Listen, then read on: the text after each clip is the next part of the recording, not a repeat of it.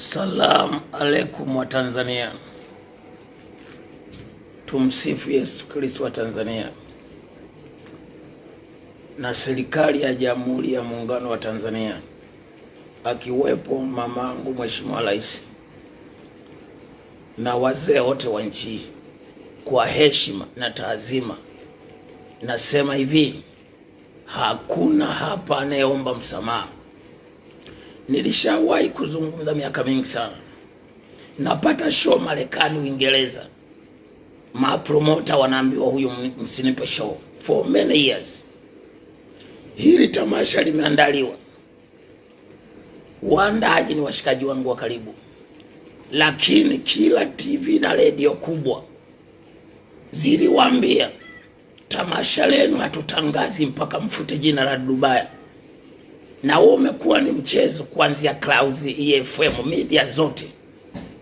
So mpaka napanda jukwani, msikasingizie kale keupe na kusema kwamba sasa wanawake wanawafila wanaume. Hilo ni jambo la kweli, na mimi nampigania Mwenyezi Mungu.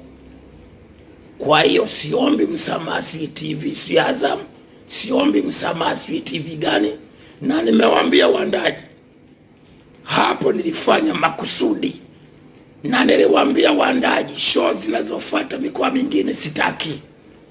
Mimi na uwezo wa kufanya show Msoma na Mambas 24 Entertainment. Nina uwezo wa kuandaa show zangu kama. Nina uwezo wa kuandaa show zangu Tabora.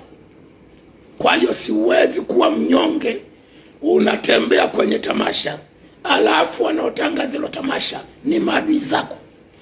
Paka kwenye chumba ambacho nilala jana nimekuta reception, kuna mtu, mimi niko Mlimani City, aliingia chumbani kwangu. You better watch your back, homie. This is Mambas 24. Kwa hiyo pale sio keupe. Niliwataarifu waandaji mapema kwamba sijui kama mnaenda Mwanza sitaki. Nafikiri mmenielewa vizuri wa Tanzania. Mwenyezi Mungu bariki Tanzania.